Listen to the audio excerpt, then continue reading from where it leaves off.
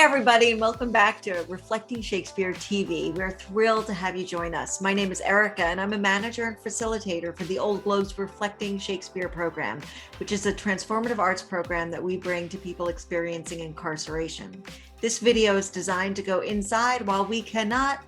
So let's do this and bring on our fabulous co-hosts, James and Niki. Come on, you two. Yes.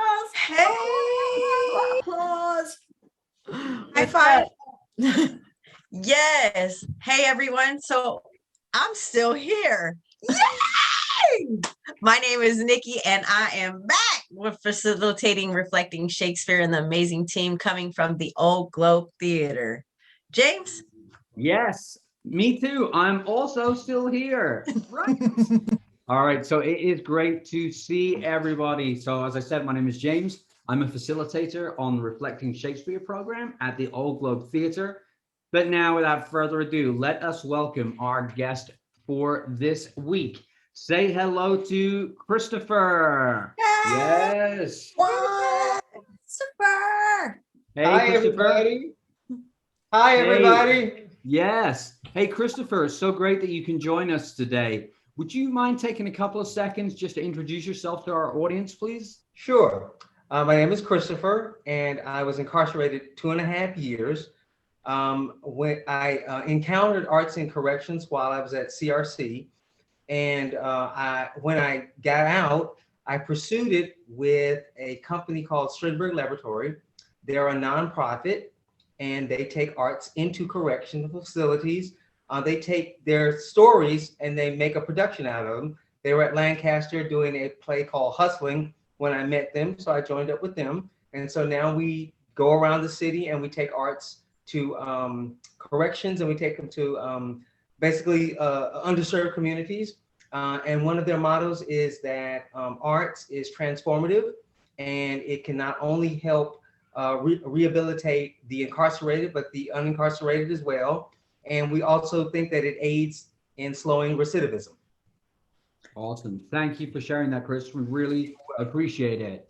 All right. It looks like we are all here. I'm just checking, including those who are watching. And as we go, we're going to ask you to journal along with us. So we invite you, if you can, to get something to write with. Right. And so here we are, and here we go. So let's roll these sleeves up and get into the thick of things. Are you ready?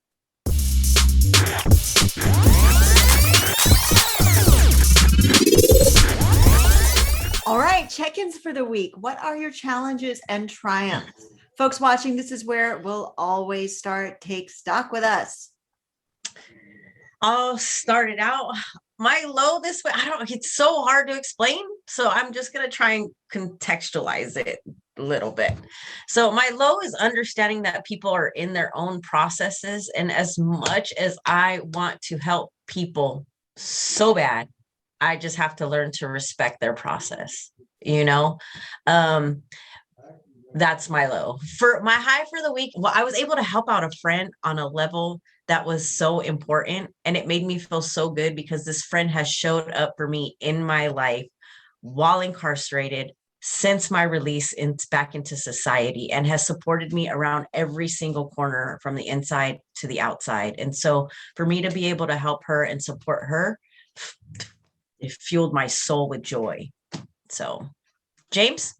So my low for this week happened yesterday, where I found out some teachers I've been working with in a certain situation for a really long time, for reasons nothing to do with them, and because of a big administrative change, how they operate is going to change. And they've been a great team for a long time, and I fear that team is going to start to have to be broken up maybe a little bit. So that was a low. My high is, and Niki, you will know all about this, we had a performance this week with a group we've been working with, who are a bunch of young moms with kids who did a version of this program we're doing. They did their final performance this week on Zoom, and it was awesome. They owned it. Those young ladies were brave. They stepped up to the plate for each other, and they crushed it. So that is my That was awesome. I'm going to throw it to Chris. What about you? Well, my low for the week was just, being frustrated and impatient with myself, not being able to be as productive as I wanted to be, having a lot of things coming at me from the side. It seemed like, what I'm saying, and just not, I just didn't feel like I handled the week the way that I wanted to handle it, But my high for the week is that as of yesterday, I am fully vaccinated.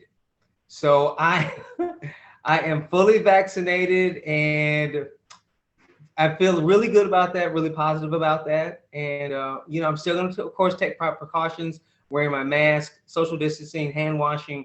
But I'm very, very happy to say that I am fully vaccinated. That is amazing. What a relief. All right. Well, my low for the week is simply the volume of work. I feel like I can't get everything done. My high for the week happened this morning. I got a message out of the blue from a woman I worked with inside county jail, who I sent a message to when we started our reentry program, and never heard. And then out of the blue got a message, is this program still going on? How do I sign up? And I'm like, yes. So if you're listening to this inside and you've been doing our programming, and you come out, we run a reentry program, and find your way to the Old Globe website and get in touch with us. It is too exciting to have alum get in touch. It's amazing. And for all of you watching, what are your challenges and triumphs for the week? We invite you to warm up your writing with that prompt.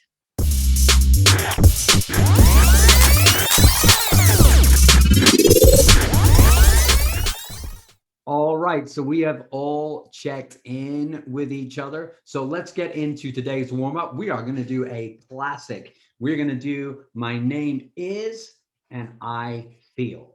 And that works like this. So we're going to think of a word that sums up how we are feeling right now. We're going to think of maybe a movement or a gesture that supports that. And then one at a time, we're going to share those. And as we go, we're going to have everyone else repeat back to us what we did, kind of like a call and response. All right, I'll start it off and we'll get into it. Here we go. So my name is James and I feel Friday. My name is My name is James, and I feel Friday. There we go. Yes. My name is Niki and I feel My name is Niki and I feel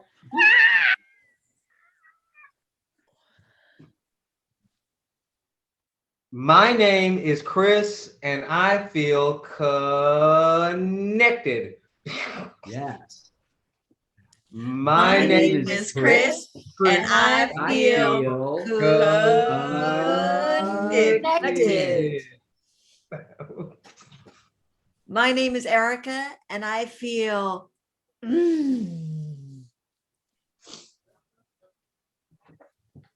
My name is Erika and I feel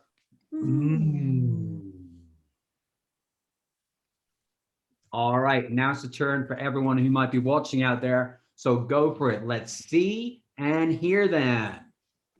Let us have it. Yes. Yes, pretty good. We love it. All right. Thank you for joining in with us. Hey, and thanks everyone for participating in that. I've been inside before and I know how awkward it can be. Plus, I have a funny sounding voice. So thanks for your courage. And remember, the more you do this, the better at it you get. If you are watching on social media and can help us tell our story of its impact and importance, can you take 2 minutes to click the link in the comments there and let us know? Thanks.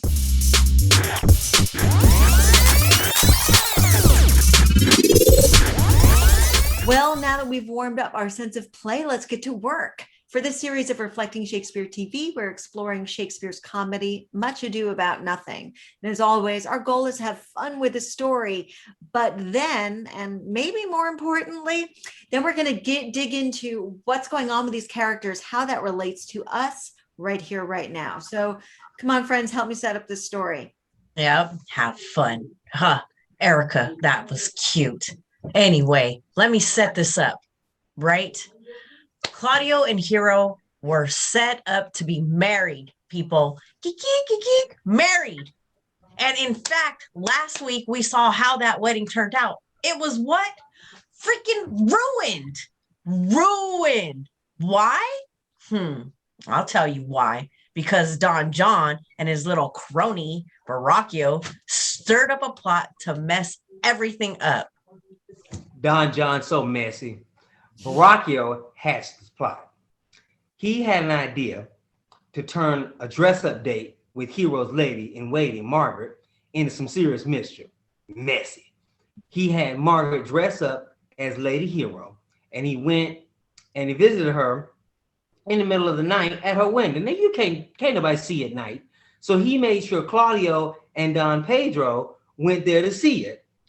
And when they saw it, they were convinced that it was Hero and that Hero was being unfaithful to Claudio in the night before their wedding. And so, man.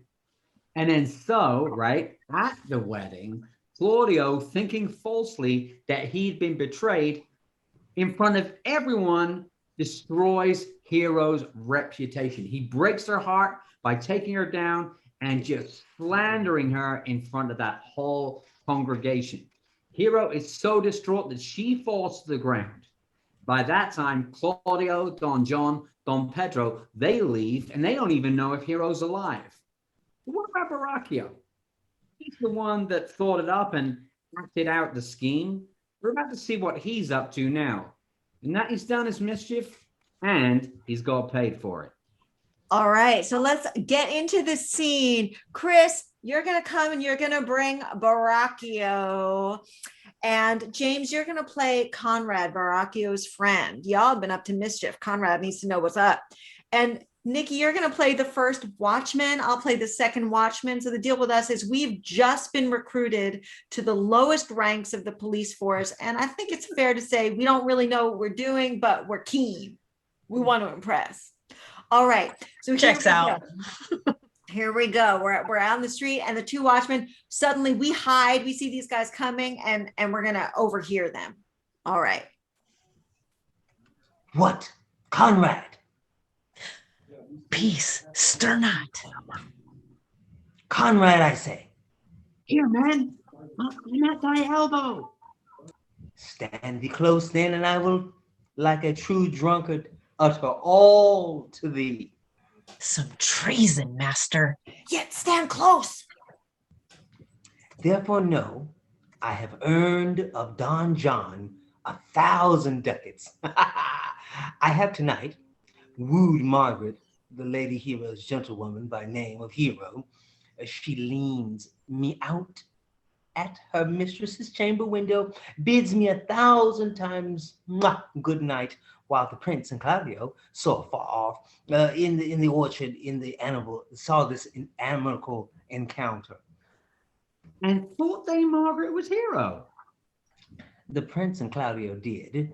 And anyway, went to Claudio enraged, swore he would meet her next morning at the temple, and there, before the whole congregation, shame her with what he saw of the night, and sent her home again without a husband. We charge you in the prince's name, stand. Call up the right master constable. We have here recovered the most dangerous piece of lechery that ever was known in the Commonwealth. Masters. Never speak. We charge you. Let us obey you to go with us. Yes, and we take them away. And what's going to happen is a big formal confession it's going to happen in front of a character named Dogberry. We'll meet him later, during which we learn that Don John has actually fled town. What? But let's stop for a moment and just unpack. I mean, it's pretty simple. What are the facts of what just happened there? Like, not our opinion about it, what just happened. Borachio is totally bragging about what he did, and he's bragging to his friend Conrad. Yeah. And Conrad is just like, he's that guy. He's just super impressed by whatever his friend, who he kind of looks up to, I think, is telling him. And the new police recruits bag some villains. Maybe they'll get a promotion. We'll see. All right. Okay, pretty straightforward scene. So Christopher, you were starting to say earlier that this was reminding you of some stuff. What's going on with you with this scene? What are you thinking about? Well, Borachio, reminds me of the kind of guy that, falls into, a bunch of mischief. And then, the whole thing is destroyed because he just simply can't keep his mouth shut.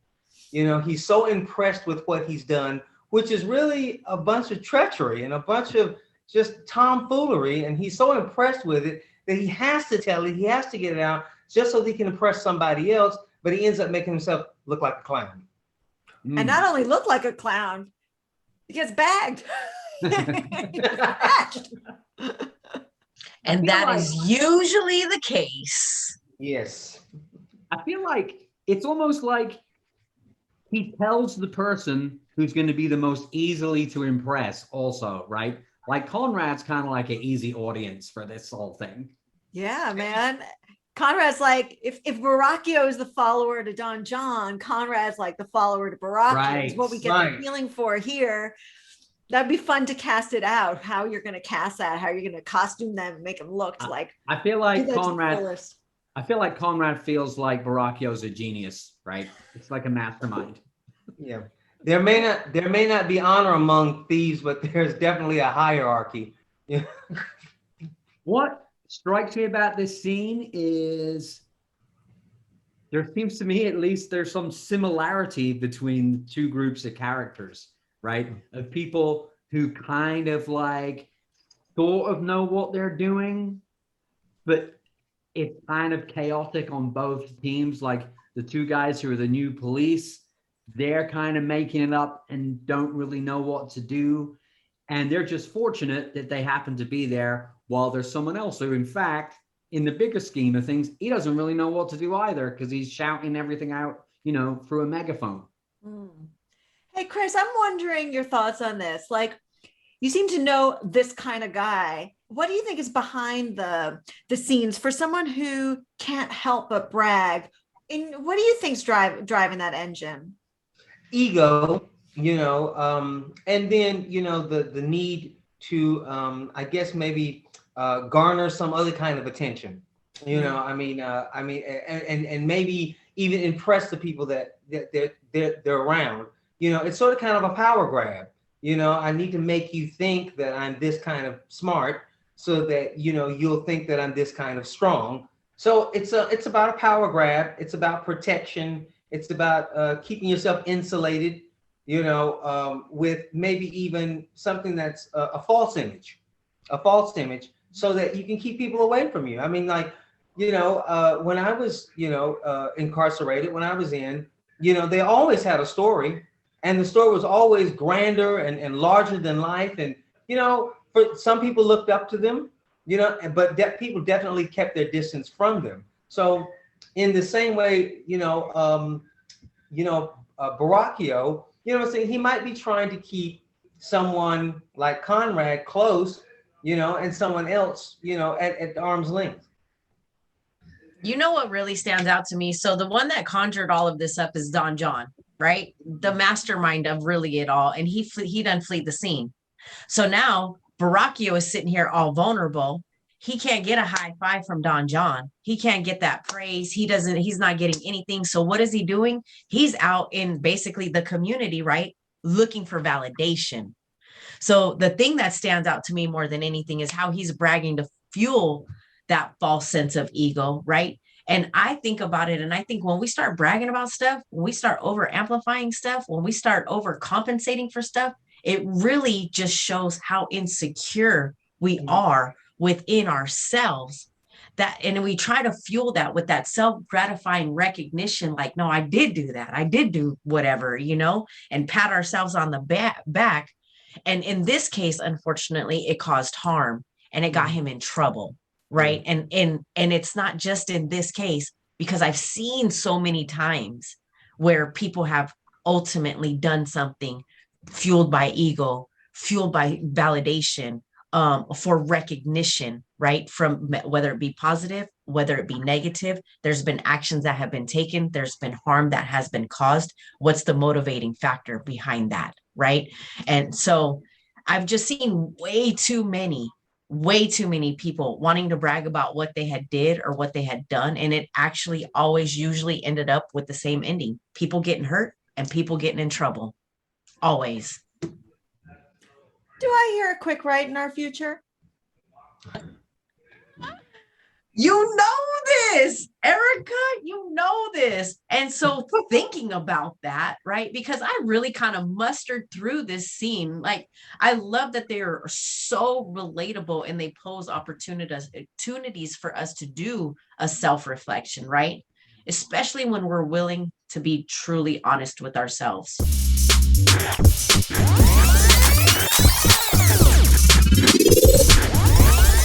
So for the quick right, we have bragging feels, I have done it because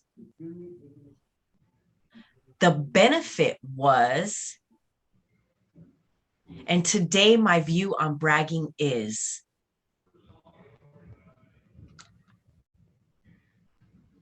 One thing I want to walk away with you guys thinking about is just something to ponder. It's bragging and humility. They can't fit in the same room. So just think about that for a second. Hey, thanks for sticking with us, guys. Don't forget about the opportunity to have your voice heard and help keep this kind of programming alive and thriving and ever improving by clicking the link in the comments and letting us know about your experience watching. 2 thumbs up, we'll take them. Thanks. Awesome. Well, let's get back into digging into Shakespeare, because this second half of the scene is more like the second 3/4. There's a lot more going on. So let's go for it. All right. So 2 major things you need to keep in mind here is, since Hero was still unconscious when the guests left that day, the family are sticking to the plan hatched by the friar to say publicly that Hero has actually died from a broken heart at Claudio's slander. This is an attempt to witness Claudio's remorse and also stall to possibly uncover the facts and redeem Hero's innocence. The other thing is that Beatrice and Benedict finally proclaimed their love for each other. But in doing so, Beatrice asked Benedict to avenge Hero's undoing by killing Claudio. Deep, right? So now at Leonato's house, Benedict needs to make good on his promise to Beatrice and challenge Claudio. Awesome. All right, so let's get this scene set up. I'm going to play Don Pedro. James is going to continue as Claudio. Christopher, you're going to start the scene as Leonato. He's an old man and he's Hero's dad, but later come back in as Borachio, since you were that character before. And Niki, will you play Benedict? Great. We're also going to have the chief of the bumbling police of this scene, Dogberry, but no one's playing him. So we just have to imagine him. He's going to come in later on. All right, here we go. We're in front of Leonato's house. Good den, good den. Good day to both of you. Hear you, my lords. We have some haste, Leonato. Some haste, my lords. Well, fare you well, my lords. Are you so hasty now? Well, all is one. Hey, do not quarrel with us, old man. What wronged him? Marry, thou dost wrong me, thou dissembler thou. No Claudio to the head? I say, thou hast belied mine innocent child. Thy slander hath gone through and through her heart, and she lies buried with her ancestors. Oh, in a tomb where never scandal slept, save this of hers, framed by villainy. My villainy? Thine, Claudio, thine, I say. You say not right, old man. See, here comes the man we seek. Good day, my lord. Shall I speak a word in your ear? God bless me from a challenge. You are a villain. I just not. I will make it good how you dare, with what you dare, and when you dare. Do me right, or I will protest your cowardness. You have killed a sweet lady, and her death shall fall heavy on you. Let me hear from you. Well, I will meet you, so I may have good cheer. Farewell, young man. You know my mind. My lord, for your many courtesies, I thank you. I discontinued your company. Your brother, the bastard, is fled from Messina. You have among you a sweet and innocent lady. For my lord Blackbeard there, he and I shall meet. Until then, peace be with him. He is in earnest. In the most profound earnest, and I'll warrant you for the love of Beatrice. And hath challenged thee. Most sincerely. How now, Dogberry, how now? You have my brother's man? And Borachio bound? Hearken after his offense, my lord. Who have you offended, master, that you are thus bound to your answer? What's your offense? Sweet prince, let me go no farther to mine answer. I have deceived even your very eyes. What your wisdoms could not discover, these shallow fools have brought to light, who in the night overheard me confessing to Conrad how Don John, your brother, incensed me to slander the lady Hero, how you were brought into the orchard and saw me court Margaret in Hero's garments, how you disgraced her when you should marry her. My villainy they have upon record, which I'd rather seal with my death than repent over to my shame. The lady is dead upon mine and my master's false accusations, and briefly, I desire nothing but the reward of a villain. Runs not this speech like iron through your blood? I have drunk poison whilst he utters it. But did my brother set thee on to this? Yea, and paid me richly for the practice of it. Oh, he is composed and framed of treachery, and fled he is upon this villainy. Sweet Hero, now thy image doth appear in the rare semblance that I loved it first. Go, Dogberry, take away thy prisoner, and I thank thee. Woo! That was awesome. All right. Let's see if we can pull out what happened. Like Leonardo stopped Don Pedro and Claudio at first. What was Leonardo trying to get across? I mean, I guess, Leonardo has now, I guess, the friar actually was like, key to me in, I guess, maybe looking at Hero's, I guess, innocence, or just at least being perceptive enough to saying, you know what, she couldn't have done this, and convincing Leonardo to say, well, listen, let's just lay a trap, let's see what this brings out, and actually, the friar's perception and having insight into looking into Hero's innocence actually made this thing work. It's almost like, tell a lie to find out what lie was told. Absolutely. And so that lie that's told is Leonardo's there to accuse them not only of slander, but of killing Hero. This is the moment that he's letting them know that Hero is actually dead, which is part of the scheme. She is not dead, but the friar suggested make that plot happen. They're like, what's up? Get out of here, old man. Don't start a fight with us. And then it's like, oh yeah, Benedict, here's our dude. Here's our friend, says, Don Pedro and Claudio. Here's the man we actually got on stage to talk to. And Benedict's got something up his sleeve that they're not expecting. Right, Niki, what did you come in and do? Called him out, basically. The thing that's crazy is because I go in there and I basically let him know, like, he killed this lady. The thing that blows me away. Anyway, I'll get to that part later. But I come in and I let him know that he's blown it, that he's killed, that he has literally killed Hero. And my friendship with him, Benedict's friendship with him, is just completely over, and he's going to have to see me.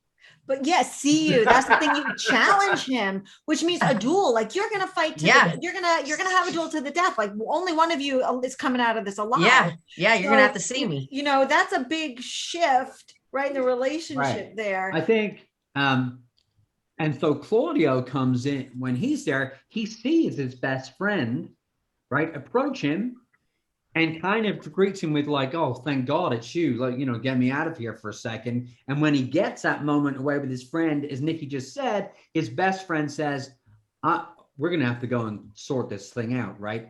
And that means we're going to fight. Right. And I But then think, everything turns because they think they're in the right until Borachio shows up in cuffs. Right.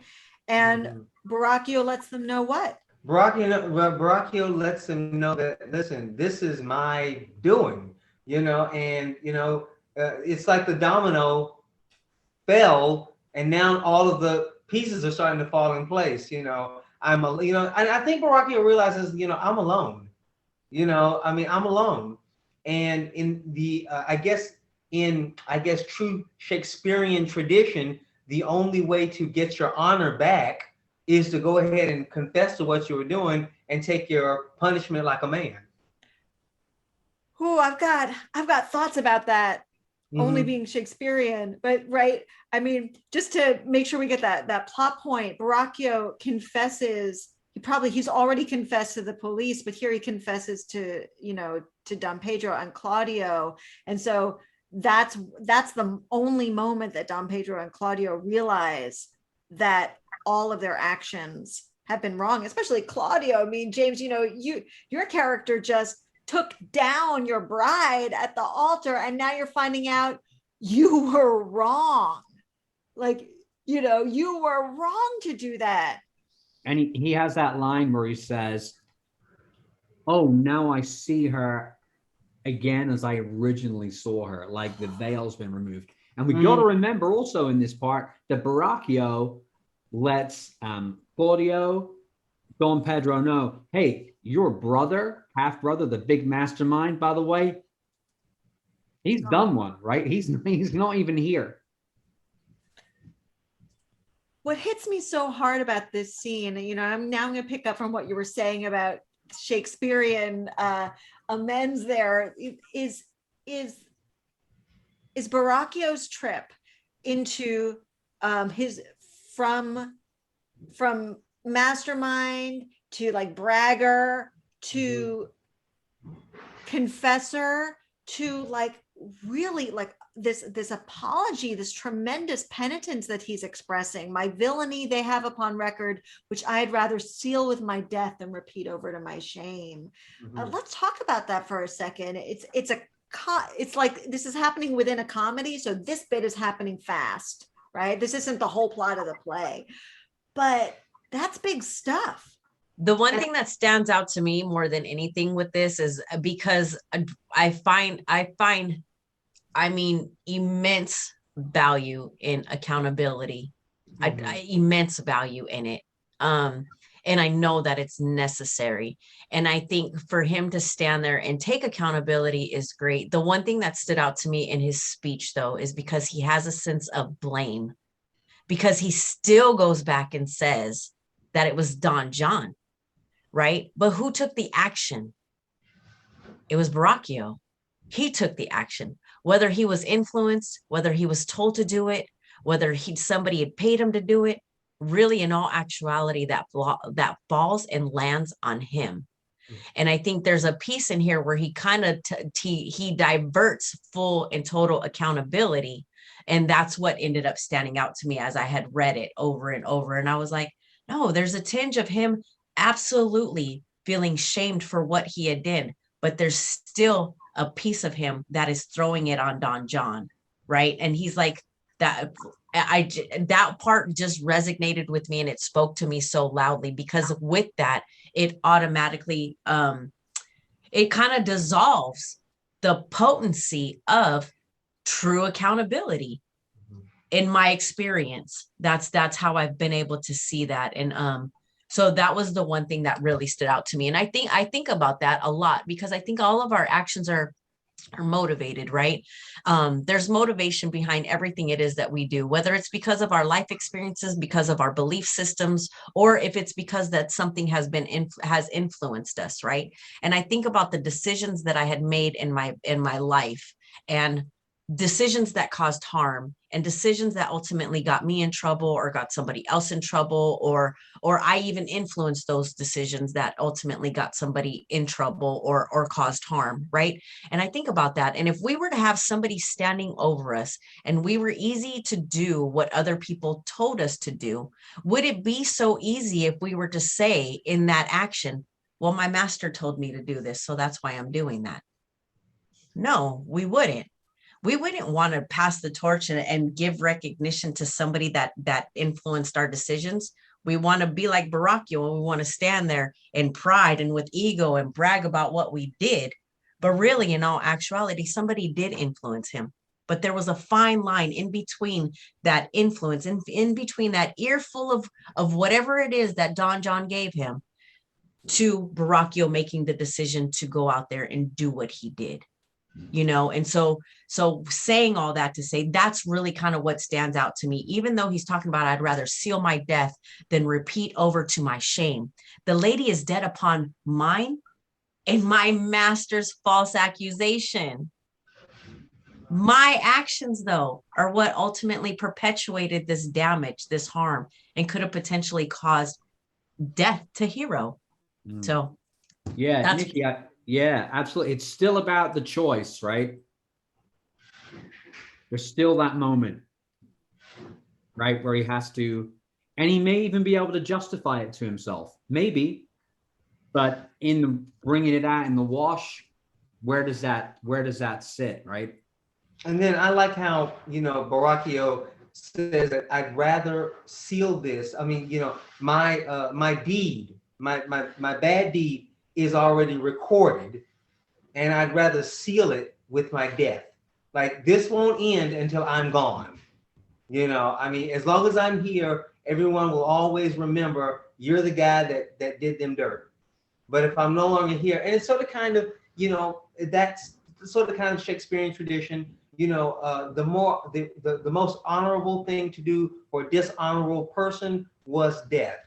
He says, I briefly desired nothing more than the reward of a villain. And I think sometimes, I mean, of course, if I were dead behind every mistake I made, I probably, I wouldn't be having this conversation with you. Right. But I did have to die to that kind of person that made those kinds of mistakes. So I sealed all of that stuff, all of that negativity, with dying to that selfish person, dying to that dishonest person, dying to that immoral person.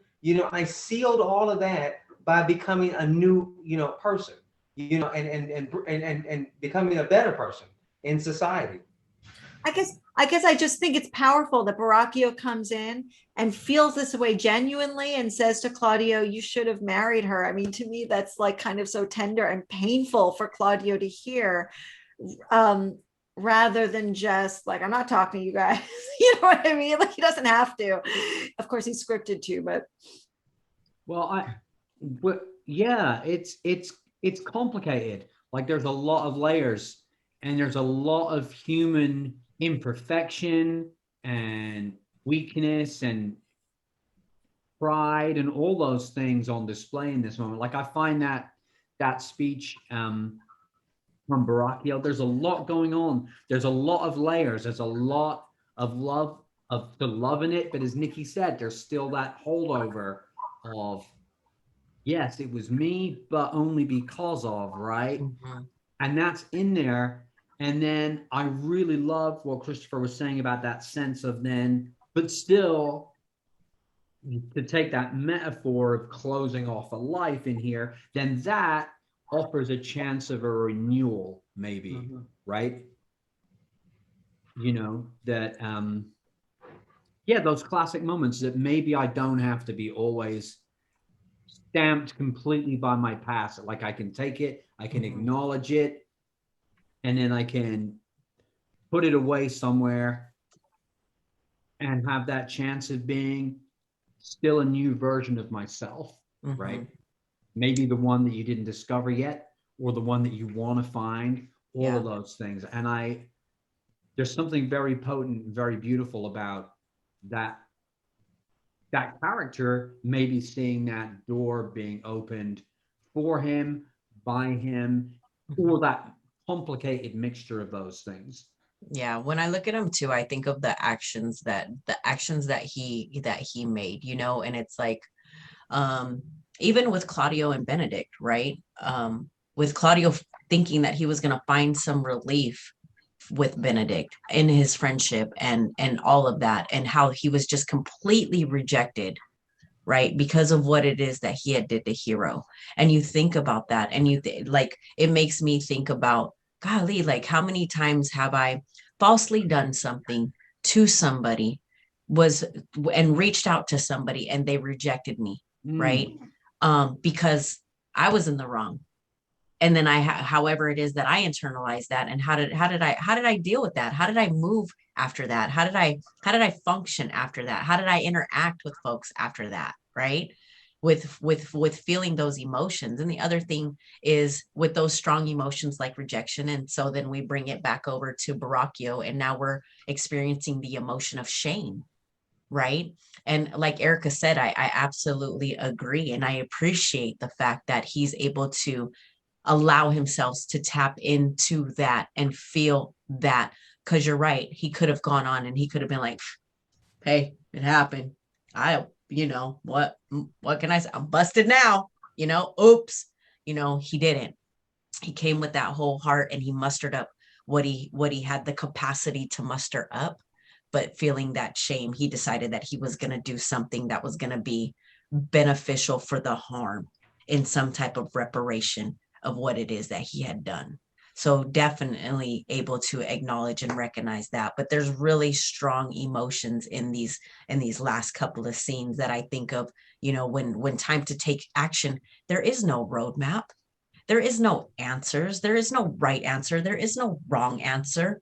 We just know that we're getting slapped upside our faces, and we're making choices, and we're making decisions, and we're trying to navigate it the best way that we possibly can with what it is, the information and the knowledge that we have, and ultimately hoping for the best outcome, Yeah. I was thinking about that sense of, well, I'm doing it because of, or because someone asked me. Then I was thinking about Benedict in that regard, that here he is going to someone he loves, right? And we know that he's really close to Claudio, almost kind of like kind of almost like his younger brother somehow. And yet Beatrice has asked him to take him out, right? And there he is, seeming like he's going to put it into action. And I wondered also for him, like, yeah, here's the ask, and I'm taking it on, and I'm going to deliver on that thing, on this person that I love, right? Oh man, James, you're making me think so much about how many characters in this play, just like you're saying, are doing things because someone else asked them to, or because someone else manipulated them to. And like, I wasn't even thinking about Benedict in that moment, but I'm sitting here thinking about Don Pedro and Claudio at the end there, all of a sudden finding out that they are villains because of Don John's manipulation, right? And waking up to that. Don Pedro, who's been manipulating everyone for good the whole time, right? He's trying to, that's his ideas, like, I'll do some good here, I'll make some good here, and he hears this from Borachio. He says, doesn't it run like iron through your blood? Like they're like, oh my goodness, Benedict was right. We have been villains. And it just compounds that feeling of even I feel like, here we go, like there's so many people that I've met who inside of, like, I never in my life thought I would be here. And I think Don Pedro and Claudio would be like of those. Like, I never in my life thought that I would have done such ill, caused harm. It's so not where I thought my intentions were. And here we are. We're gonna have to see how they now carry on from this moment. I feel like this is a moment also where we're really seeing, strange we keep calling it a comedy, right? That yeah. But the title of the play being about noting about gossip and its influence and its ramifications, and what can happen from a story deliberately placed, or something said for you to hear so you would take action, right? And here we are seeing like some like drastic results of that being played out, Yeah, and just to piggyback off what you were saying, I was thinking about, it's introduced into literature as a comedy, And I was thinking, at the end, when I was at the end of the play, I was thinking, is life or the human experience a comedy? Because you have every aspect of the human experience here: sense of duty, purpose, fun, the lies, deception, and then honor, spirituality. Just all of these things are represented. And how something so innocent can turn out to be such a big mess. Right. Yeah. But we have that hope that love saves the day, and in the end, although some people get hurt and disenfranchised, that there is a renewal process. There is a chance to start back over. There is a chance to do right, and a chance to have faith in the human spirit. I love that. Awesome. Thank you guys so much for that meaningful and valuable conversation. I feel like every time we get on here, it's like an amazing opportunity and an amazing platform to just share knowledge and just live through experiences and just totally relate. I love that. So with that leads us into our next reflection questions.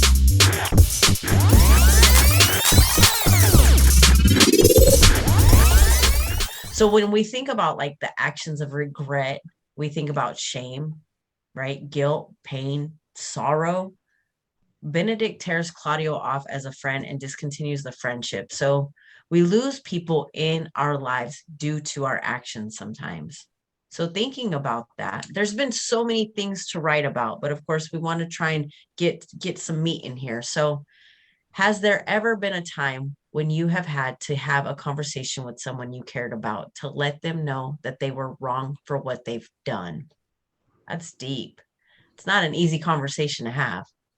The second reflection would be, when is it time for you to stand in the gaps for accountability?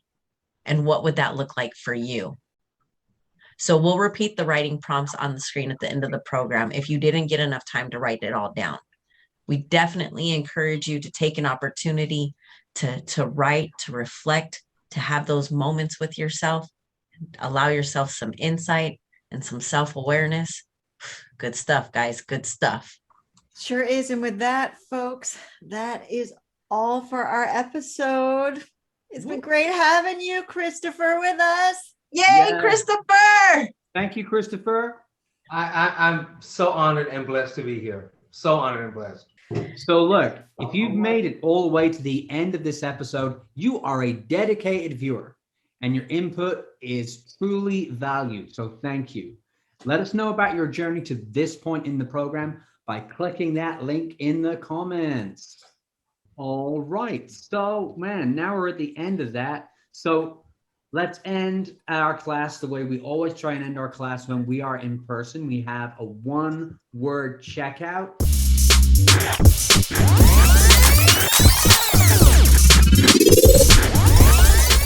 Considering for a second and then sharing one word about how we're feeling at the end of this time together. Niki, can you kick us off? Winning. Accountable. Inspired. Grateful. And how about you all, everyone that's watching? Love that. Thank you so much for your involvement, for your participation, for your commitment. Amazing. So right now, what we'll do is we'll count out. We do the 1, 2, 3, and we clap on that fourth beat. We welcome y'all to join us. Ready? 1, 2, 3. Golly, we kill it every single time. We just get better and better. And so we've already been the best. Yes. Oh, all right, everyone. We're going to say goodbye. Take care. Be well. Be safe. Thank you for joining us.